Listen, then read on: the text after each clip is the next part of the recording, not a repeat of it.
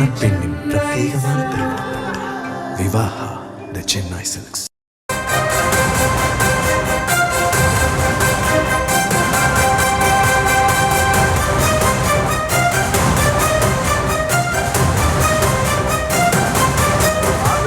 பத்தி அவங்க எதுவுமே விமர்சனம் வைக்கிற இது கடுமையா பேச மாட்டேங்கிறாரு. அதனால அவர் மேல சந்தேகப்பட வேண்டியதா இருக்கிற துறை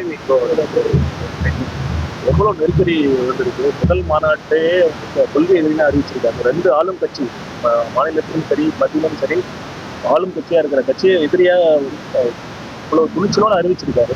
அவங்க எப்படி வந்து இந்த மாதிரி சொல்ல முடியும்? இந்த குற்றச்சாட்டை நான் ஏற்கவே முடியாது. அது மட்டும் இல்ல, தலைவர்கள் சொன்ன மாதிரி எவ்வளவோ முறையில் எவ்வளவோ வகையில் ஒன்றியத்தில் இருக்க மாற்று பற்றி அழுத்தம் கொடுக்க முயற்சி பண்ணாங்க. ஆனா தலைவரோட ஸ்டாண்ட் என்னன்னு முழுக்கே தெரியும். மகாபலிபுரத்தில் என்ன சொன்னாருன்னு சொல்றது தெரியும்.